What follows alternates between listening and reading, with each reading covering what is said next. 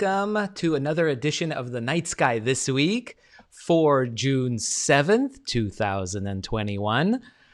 This week, we're talking a lot about the moon, the sun, and some really interesting deep sky objects. So why don't we dive in?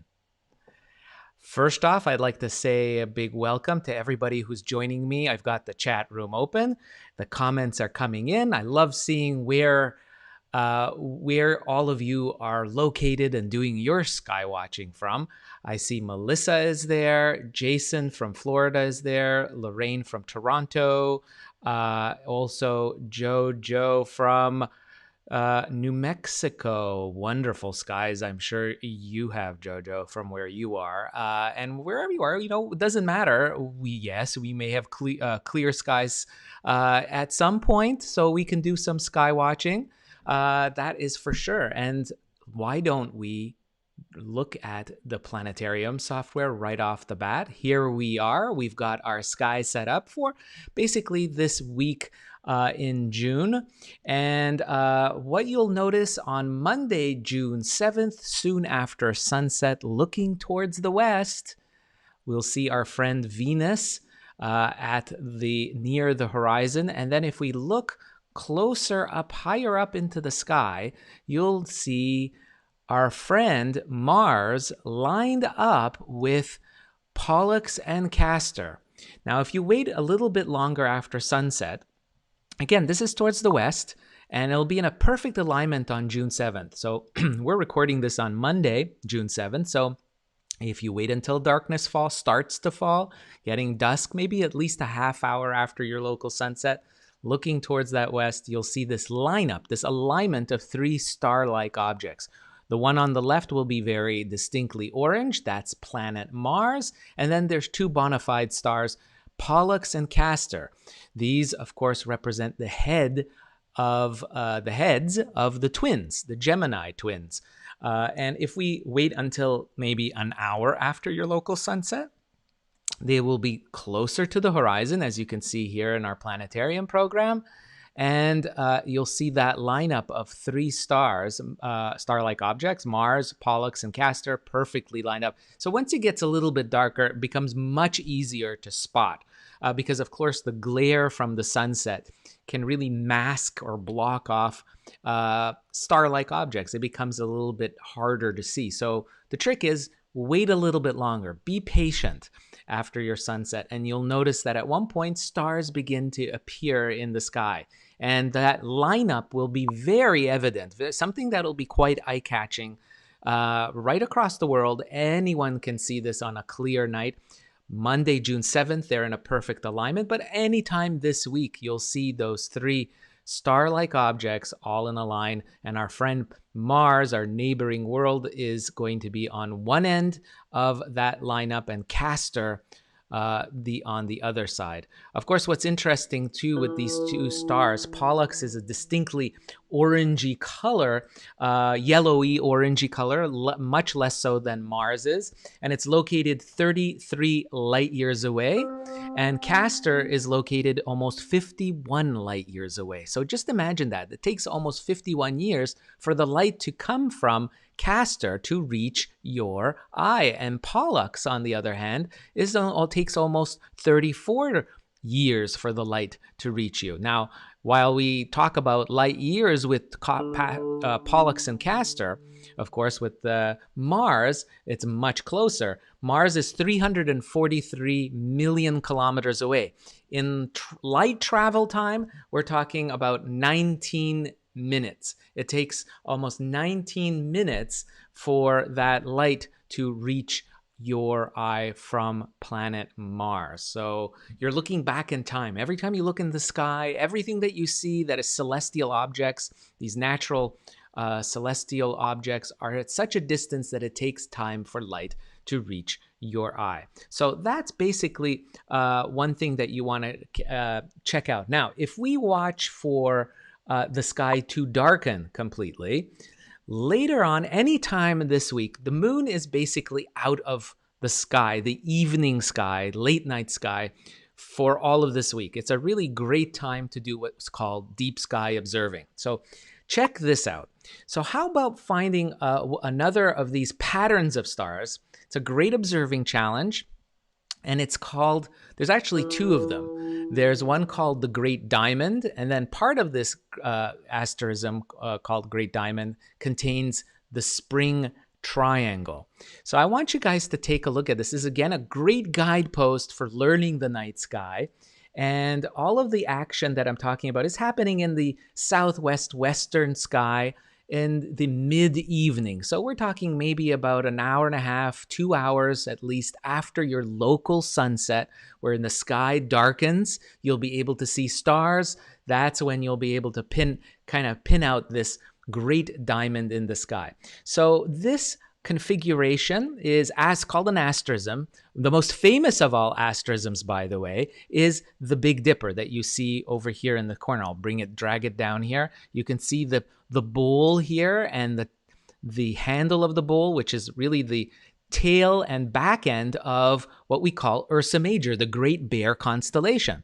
So yes, constellations are patterns of stars, but there are also other patterns of stars that we as humans can see in the sky that are not constellations. They're just parts of constellations, even multiple constellations, parts of multiple ones. And so the Big Dipper is a very good example of what we call that is a part of a constellation, but is a very distinct stellar pattern. The Big Dipper, it's called an asterism. So there's many of them in the sky, and they're a great way to learn the sky for beginners. And so one of them that you can see is called the Spring Triangle. And the Spring Triangle is made up of 3 stars. 2 of them are very bright. One is Arcturus, which is the lead star in the constellation Bootes, right there, the herdsman. And then you've got another one called Spica, and that is part of the constellation Virgo, the maiden. And then if you scoot down to right here, the back end, the tail of Leo the lion. Now, Leo has a very bright star called Regulus. All of this is happening, again, in the southwest western sky in the mid-evening time. But if you trace out the back end, there's another star just to the left of Regulus. You'll notice it's this one called Denebula. And it's fairly bright, and that marks the tail of Leo the lion, the tail, the end of the tail. And Denebula with Spica and Arcturus marks a triangular shape. You can see that very distinct equilateral triangle. And this triangle we call the Spring Triangle. You've heard of the Summer Triangle. Well, this is the spring triangle, and it's very easy to find this time of the year. We're still in spring.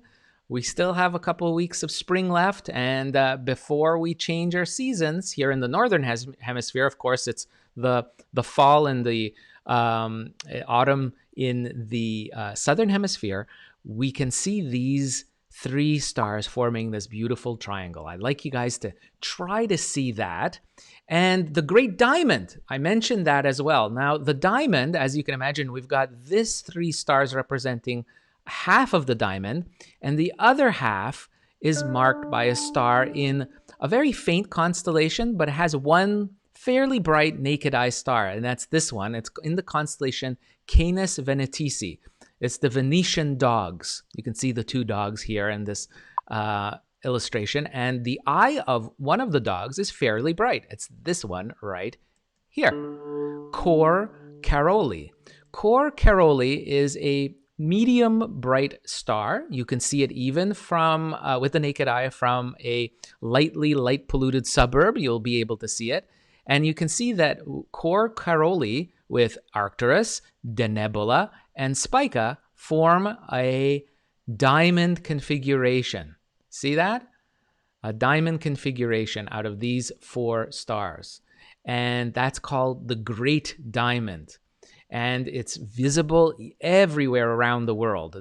These group of 4 stars you can see with the naked eye. You don't need telescopes or binoculars. And now with the moon out of the way, this week is a great time to see the spring triangle and the Great Diamond. I will have sky charts for this later this week. So watch my timeline on Facebook. And if you're missing those, make sure that you hit the notification button. You subscribe to my Facebook channel to get these things pop up. Every time I put up a sky chart, you will get those, definitely. And so that is the Great Diamond and the Spring Triangle. Anytime this week with the moon out of the way in the evening sky, try that out. Now, officially on Wednesday is going to be the new moon. So what does that mean? That means that the moon will not be visible to us in the sky. The disk won't be illuminated. It will be dark, so it will be invisible. However, a few hours after that, officially on Thursday morning, June 10th, parts of the world will experience a solar eclipse. It's called an annular solar eclipse, and this happens. A solar eclipse happens when the sun and the moon and the earth are in a perfect alignment. So you have the earth, you have the moon, and you have the sun, and they're in alignment. And so the sun's rays are blocked from us by the moon's disk. So the moon goes in front of the sun from our vantage point. And this causes what we call a solar eclipse. This one is called an annular solar eclipse, also known popularly as a ring of fire. And if we show, let's see, if we go over to the web, a very good website is timeanddate.com. I love timeanddate.com because they give very good information for local viewers like you who want to know how to experience something like the annular solar eclipse that's happening this Thursday. So I'll give a link to this in the comment section, so you could just link to it after I finish this broadcast, so don't worry. But it's on timeanddate.com. You put in your city location, where you are, and I'll tell you when and where you can see this eclipse exactly. So what you will see depends on where you are. So you see this dark red line, that ribbon that's here. If you're inside anywhere in this ribbon, you will see the moon entirely go in front of the sun. So, and you'll see the moon slightly smaller than the sun, and you'll have a ring of sunlight around the moon.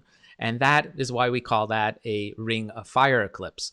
That's what people within this red ribbon will see. And as you can imagine, that area is really remote. It's basically across parts of Manitoba, Ontario, northern Ontario, through the Hudson Bay region. It will go through northern Quebec, Baffin Island, really into the Arctic region, out into Siberia and northern Russia. That is where, it's very remote, very hard to get to. parts. So there's not many people that will see that, just the lucky few. But if you look at where the orange is, I'm going to zoom out. You see though how the orange is located in a very large swath of the world, much larger, across the continent of North America, parts of Northern Asia, and even northern parts of Europe will experience what we call a partial eclipse. So if I zoom in and say let's pretend that we're in New York, and this is what's great about this map. And again, I'll have a link to this so you can try it yourself. You will see a partial eclipse. So if I go and hit New York, for instance, this is what the sun will appear like from that maximum eclipse. Look at that. It looks like a crescent sun. All the action that you're seeing here is happening very early in the morning. So you have to be an early bird. Set your alarm to go outside before sunrise. So you position yourself where you can see the sunrise low to the horizon in the east. The sun rises in the east, and you want to find a spot where it's very, very clear to the east. Usually a lakeside or riverside, a hilltop, top of a tall building would be very good to position yourself so you have a clear view, unobstructed view of the eastern sky. And as the sun rises, this is what will be visible from different parts of northeastern North America. So in Ottawa, Canada, for instance, look at that.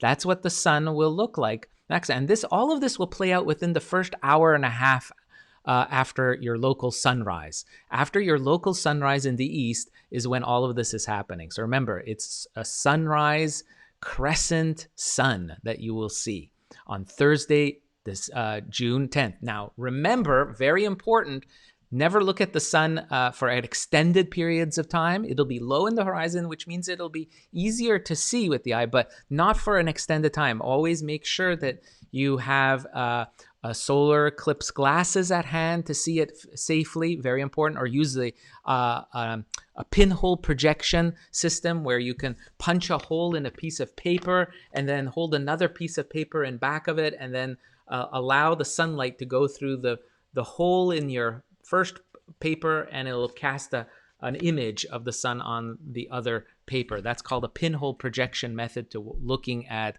the sun safely and indirectly. And this will be a really beautiful site. We expect to have lots of beautiful pictures. I hope you will send me some pictures.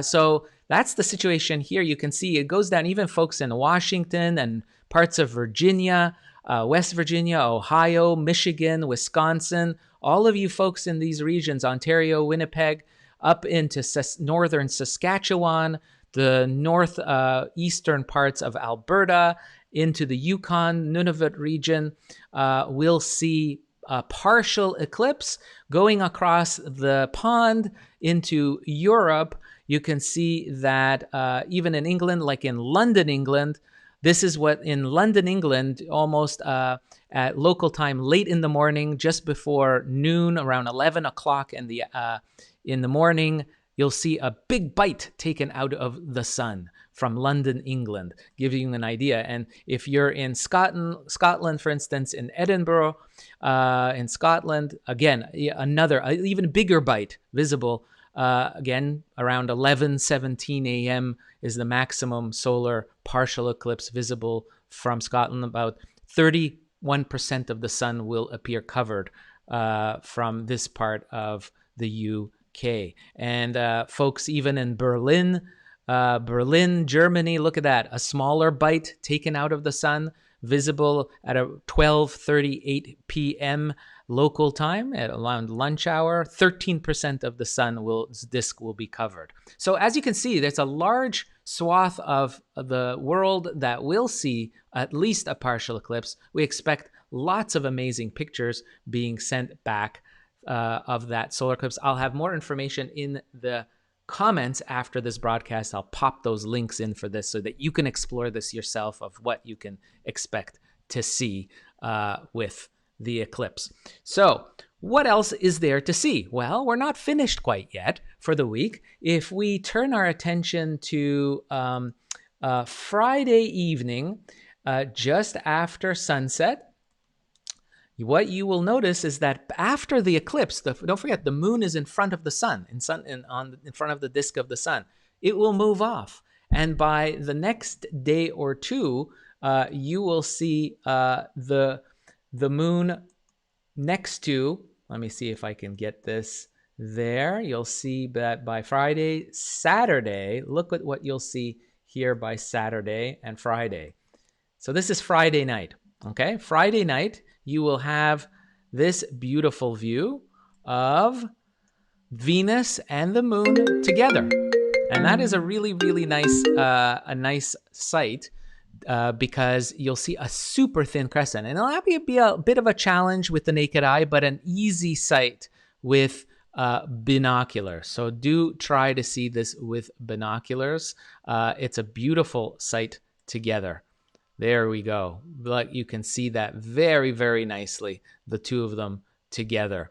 And this is going to be a whisker-thin crescent moon that's next to Venus. So this is, again, the trick is about a half hour, 45 minutes after your local sunset is when you want to try to see this sight. The two will be together. Again, this is Friday. If we move over one day to Saturday, the moon will move off. So this is the view of Saturday. And look what's above there, above the moon. You've got Mars, of course, Pollux and Castor. I'll just make this a little bit darker, the sky, a little move over a little bit more after sunset. There we go. Look what, you remember we were talking about Mars, Pollux, and Castor in a lineup. You can see Mars isn't quite lined up anymore.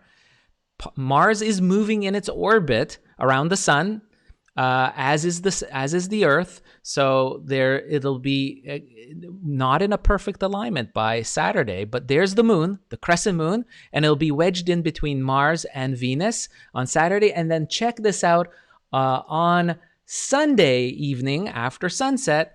This is a beautiful sight too. The moon will pay a visit to planet Mars. Just a beautiful sight right there. That's what will greet you. If you have binoculars or a small telescope, you'll get an even more interesting view through binoculars. This is kind of the view that you should be getting, something similar to that through a really beautiful sight. Again, Sunday. This is this Sunday. I'll have sky charts for all of these events that we talked about. If you like this video, you like looking at the night sky, I'm on every Monday on Facebook, Twitch, and YouTube, and I'd love to have your support. Show your support by subscribing to my Facebook or YouTube channel, and also make sure that you hit that like button for to show your support as well. I'll have all of these sky charts all this week. Thank you very much for tuning in. I hope you have a great week, and I'll see you next time on the next video. Clear skies.